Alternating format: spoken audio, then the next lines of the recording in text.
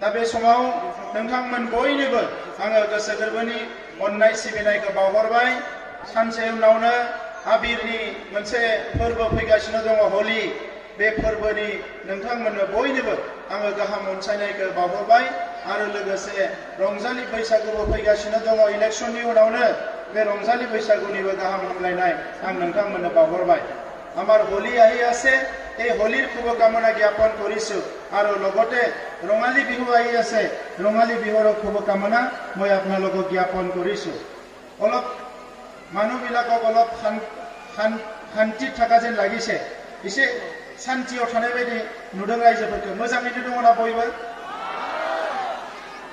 बयबो स्ल'गाननि जयन्त बसुमतारी जिन्दाबाद, जयन्त बसुमतारी जिन्दाबाद, जयन्त बसुमतारी जिन्दाबाद, UPPL जिन्दाबाद, UPPL जिन्दाबाद, UPPL जिन्दाबाद। दा दिनै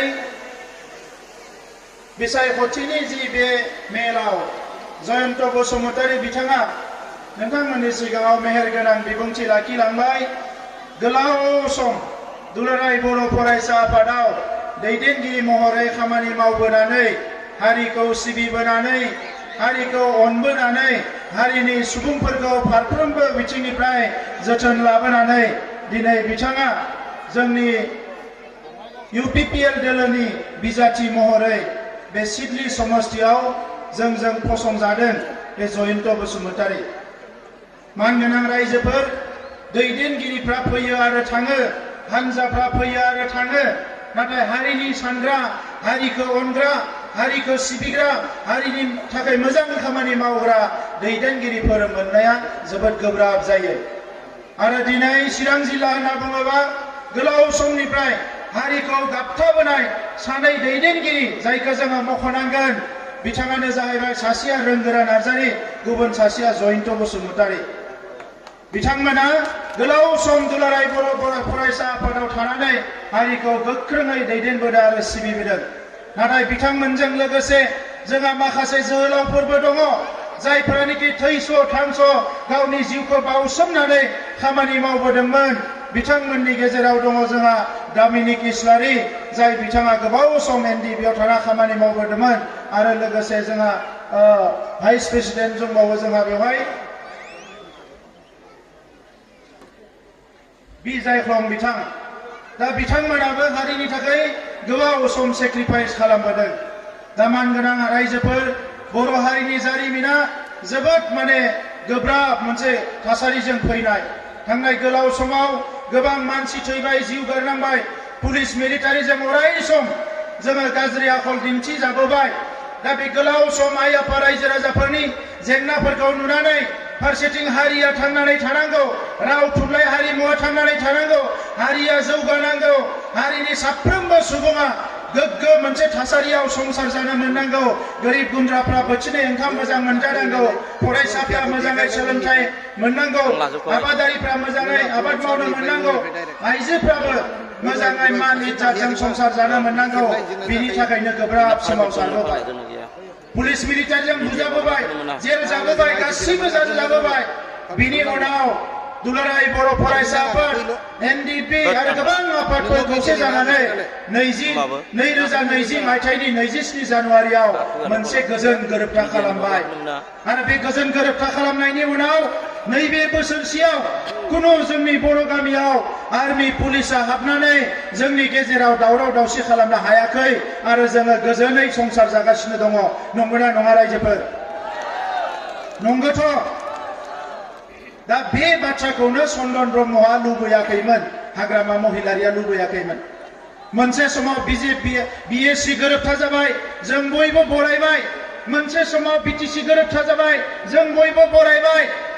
नाथाय BTR गोरोबथाखौ जाय जोहोलावफ्रा, जाय आफादफ्रा हारिनि मोजांनि थाखाय खालामबाय, गोबां कलेज, इउनिभारसिटि, मेडिकेल कलेज बिनानै लाबोबाय।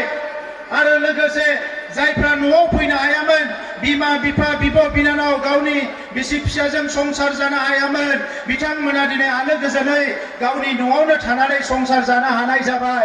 बे थासारिखौ चन्दन ब्रह्म, हाग्रामा महिलारिमोना लुबैयाखैमोन।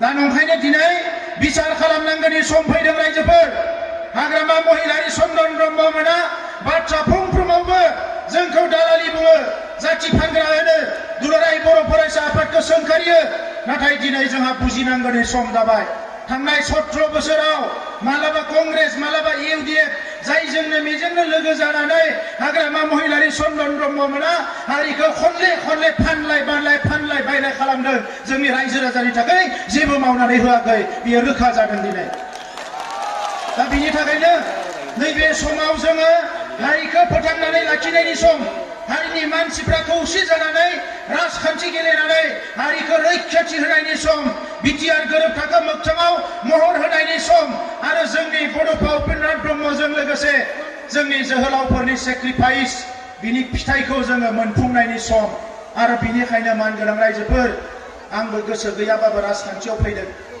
दिनै नोंथांमोनहा बड'लेण्डनि सिट जाबाय होननानै गिदिर मानसि जाबाय होननानै सोरबा साननो हानाय आङो खुनु गिदिर मानसि नङा आङो बर' फिसा सासे थैयै मेलेमै गोसो गोरबै आं सासे बर' फिसा आरो बर' हारिनि मोजांनि थाखाय बर' हारिनि गांनाय उखैनायखौ सुफुंनो थाखाय बर' हारिखौ रैखाथि होनो थाखाय बर' हारियाव सोरबा अलखदाव लाबोयोबा बिनि हेंथायै गसंथानो थाखायसो आङो खामानि मावनो थाखाय दिनै राजखान्थियाव फैदों मानगोनां रायजो राजा नोंथांमोन दिनै बिथांमोना इलेक्सन फैबा जोंनि मानसिफोरखौनो बायलाय फानलाय खालामो इलेक्सन जोब्बा रायजो राजाफोरखौ 5 बोसोरनि थाखाय बावलाङो दिनै दै खुरखादों दै लोंनायनि राहा लामा गैया मावनानै जानो थाखाय जेबो खामानि गैया साख्रि मोनसे ओंखारोबा लाख थाखा लानानै बिटिसिआव साख्रिखौ फानो हा हुनि जेंनाखौ फोजोबाखै आरो जों सरकार दानायनि मास मोनसे उनावनो 5,700 मानसिफोरनो हा गैजायैफोरनो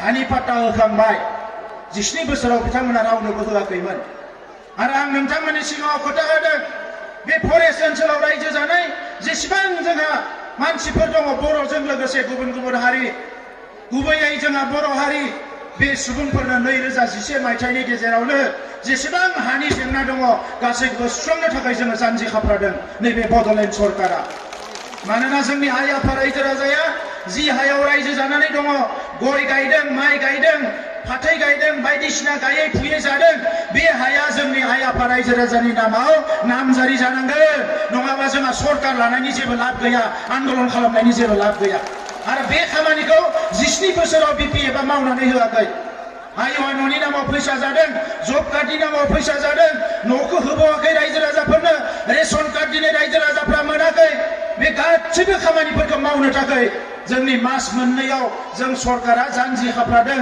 आरो गासैखौबो दिनै जों रेडि खालामजोब्बाय बे अफिसखौ नायबाय आङो मास मोननै अफिसाव नायनानै नुबाय 2,300 कौटिनि दाहार जोंनि गोरिब गुन्द्रा आइ आफा रायजो राजानि खर'आव हाग्रामा महिलारिया दोननानै थांबाय बे 2,000 कौटि थाखाया बहा थांगोन बे 2,000 कौटि थाखाजों बिथांमोना हटेल लुदों बेफार फालांगि खालामदों केसार मेसिन बानायदों देश विदेशाव बिथांमोना हटेल लुनानै बिजनेस खालामनानै गोरिब गुन्द्रा आइ आफा रायजो राजानि थाखाखौ बाहेराव बिथांमोना गारहैजोबदों आरो बेनि हिसाब जानांगोन रायजोफोर बिनि हिसाब जानांगोन राजखान्थिनि नामाव राजखान्थि खालामनो फैयाखै बे फाइलफोरखौ गासैखौबो खुलिजोबनाय जाबाय आरो जाय मानसिया दिनै जोंनि गोरिब गुन्द्रा आइ आफा रायजो राजाखौ थगायनानै सोबख'नानै नासयनानै जानो नागिरदों बिथांमोनखौ सासे साजा होनायानो जोंनि बिबान नाथाय जोङो बिथांमोन बायदि दादागिरि खालामनानै लावथि थखन सिलाइजों जौ जुवाजों जों समाजखौ नस्थ' खालामनो नागिराखै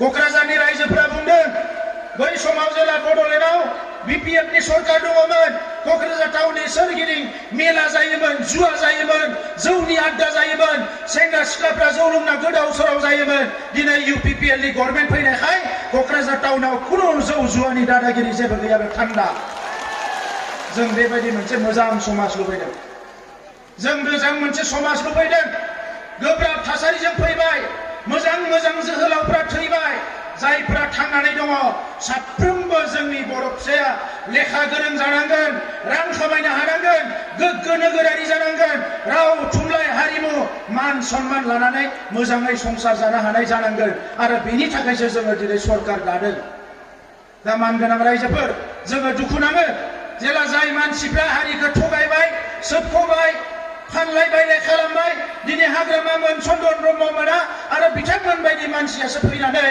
रायजो राजानि सिगाङाव गोदै गोदै बाथ्रा बुंनानै रायजो राजाफोरखौ थगायनानै राजखान्थि खालामनो दाबो फानजारिखौ साबाय थायो।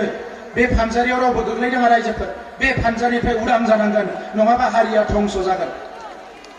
दिनै सा ओनसोलनि रायजो राजाफ्रा बेसेबांबा अनबोबाय बेसेबांबा जोथोन लाबोबाय जायानो सिलाय लानानै फैयो बेनो ओंखाम संनानै होबोबाय जेल जानांबाय बुग्लि जाबाय।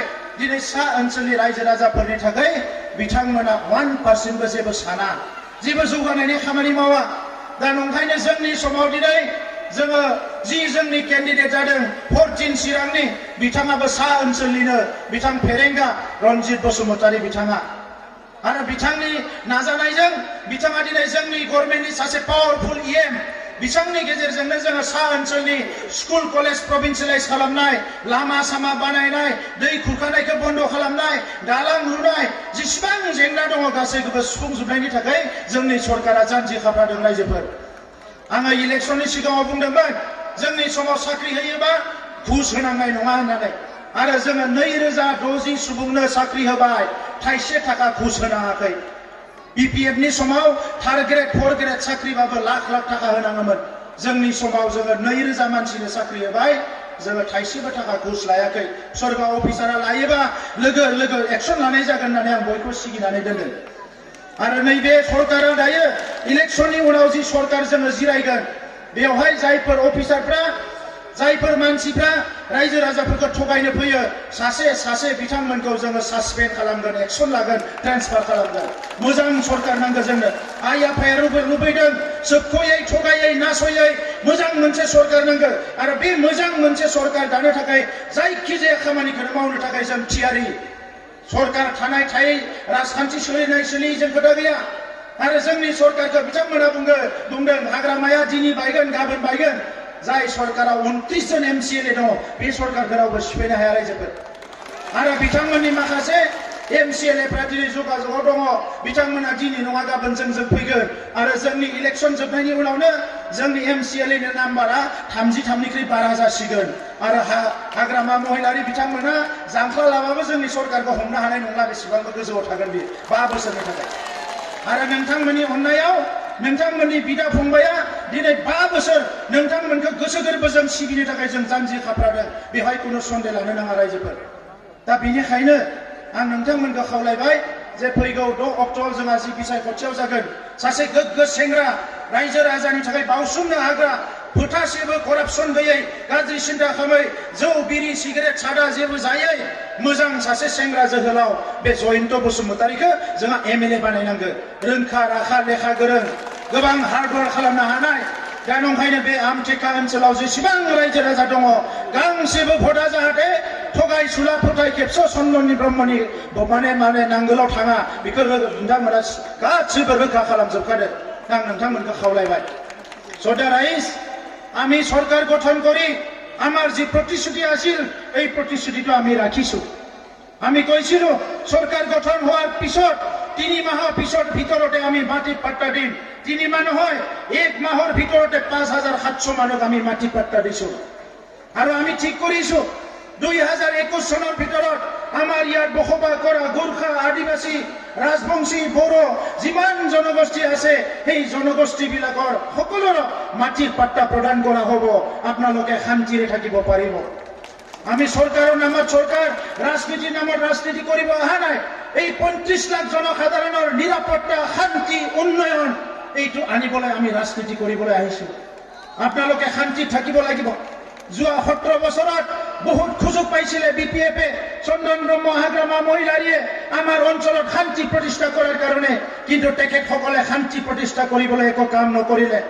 কিন্তু আমি আলোচনা বিলোচনা কৰি 2020 চনৰ 27 জানুৱাৰীত যি শান্তি চুক্তি হল ইয়াৰ পিছত আজি আমাৰ অঞ্চলৰ সকলো জাতি জনগোষ্ঠীয়ে নিজৰ ইচ্ছামতে মূৰ দাঙি আজি সবে আৰামছে জীৱন কটাব পৰা হৈছে।